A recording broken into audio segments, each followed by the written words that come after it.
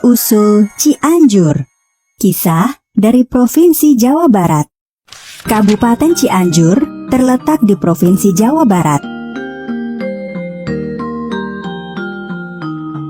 Kabupaten yang sebagian besar wilayahnya berupa pegunungan ini terkenal dengan hasil pertaniannya, yaitu beras.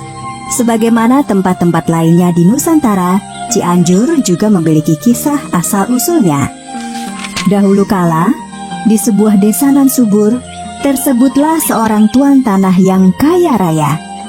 Ia menguasai sebagian besar sawah dan ladang di desa tersebut. Sayangnya, tuan tanah tersebut sikapnya sangat kikir. Ia mendapatkan hasil panen yang melimpah, tetapi sangat sedikit melakukan sedekah. Karena sikapnya itulah, para warga desa menjuluki tuan tanah tersebut dengan nama Pak Kikir. Ini 2 rantang beras jatahmu selama seminggu. Bukan hanya kepada warga, bahkan kepada anaknya pun Pak Kikir ternyata juga bersikap kikir. Suatu hari, salah seorang warga desa yang sangat tua datang ke rumah Pak Kikir. Tuan, pinjamilah hamba 1 rantang beras. Kasihanilah cucu hamba belum makan. Apa? Pinjam beras? Kau pikir aku tidak butuh beras? Cepat sana pergi. Tidak ada beras untukmu. Persediaan berasku sudah menipis.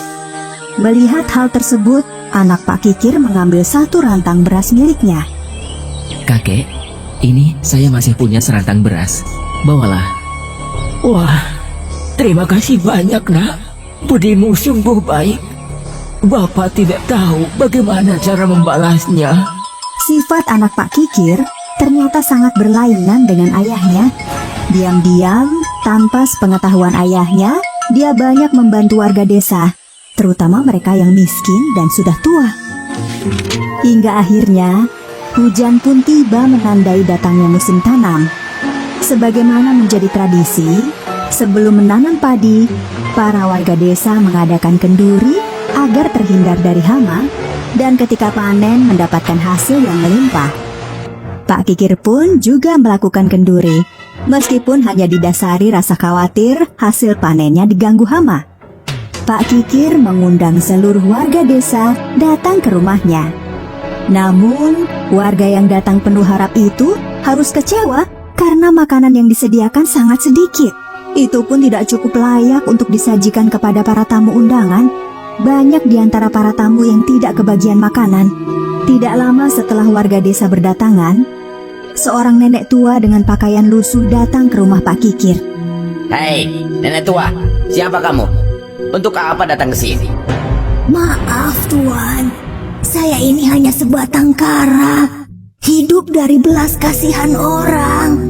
Kiranya Tuan sudi memberi saya sedikit nasi. Dari kemarin saya belum... Tidak ada nasi untuk. Cepat pergi dari sini.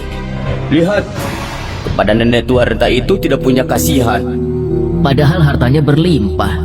Kenapa dia susah sekali ya bermurah hati kepada sesama? Sedikit nasi saja Tuan, sekedar pengganjal perut. Sudah kubilang dari tadi, tidak ada nasi untukmu. Pergilah cepat, atau aku akan mengusirmu dengan kekerasan.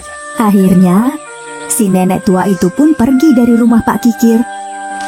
Diam-diam dari dalam rumah, anak Pak Kikir melihat dan mendengarkan pembicaraan ayahnya dengan si nenek tua. Hatinya pun sangat sedih melihat perilaku ayahnya. Anak Pak Kikir segera menyusul si nenek tua itu dan memberikan sebungkus nasi. Terima kasih banyak nak. Hatimu sungguh baik. Kelak hidupmu akan mulia. Hanya sedikit nasi ini yang bisa saya berikan, Nek. Ini sudah lebih dari cukup. Orang tua sepertiku tidak butuh makan yang banyak. Nah, nanti malam kalau hujan mulai turun, segeralah pergi dari desa ini. Jangan memberitahu siapapun sebelum nanti malam. Dan ajaklah semua warga desa. Memangnya kenapa, Nek? Sudahlah, turuti saja kata nenek. Anak Pak Kikir hanya bisa diam membisu sambil melihat kepergian nenek berbaju lusuh itu. Dia masih tidak mengerti dengan perintah si nenek. Kenduri di rumah Pak Kikir itu pun berakhir. Para warga desa pulang ke rumah masing-masing, meskipun banyak di antara mereka yang tidak kebagian makanan. Dan ketika hari mulai gelap, benar kata si nenek, hujan rintik-rintik pun mulai turun. Kenapa kita harus meninggalkan desa ini? Apakah agar hartaku bisa dijarah? Tapi kata nenek itu, Bagaimana kamu bisa percaya pada pengemis tua itu? Apakah kamu sudah tidak waras? Hah? Ini hanya hujan biasa seperti hujan-hujan sebelumnya. Gagal meyakinkan ayahnya, anak Pak Kikir itu segera memukul kentongan, memanggil semua warga. Terkejut mendengar suara kentongan di tengah hujan rintik-rintik, para warga pun berdatangan. Ada apa hujan-hujan begini memukul kentongan? Apa ada yang penting? kita harus segera meninggalkan desa ini sekarang juga. Kenapa?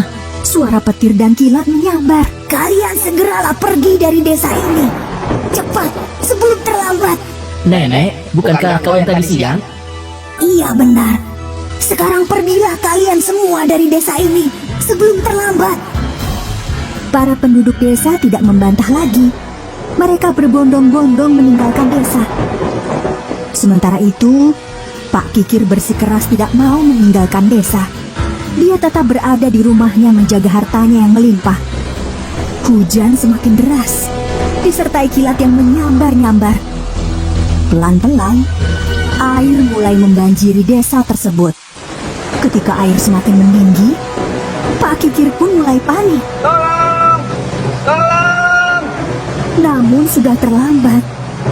Pak Kikir tenggelam bersama semua hartanya. Pagi harinya, dari puncak sebuah bukit, para warga desa melihat desa mereka yang sekarang sudah tenggelam dan berubah menjadi danau. Mereka semua sangat sedih. Meskipun masih sedih karena desa mereka tenggelam, para warga desa itu pun segera mencari lahan baru. Anak Pak Kikir diangkat menjadi pemimpin desa. Di lahan baru tersebut, anak Pak Kikir membagikan tanah secara adil kepada semua warga. Para warga sangat menghormati dan mematuhi perintah dari anak Pak Kikir. Mereka pun bergotong royong membangun saluran irigasi. Dalam perkembangannya, desa tersebut menjadi makmur dengan sawah-sawah yang subur dan saluran irigasi.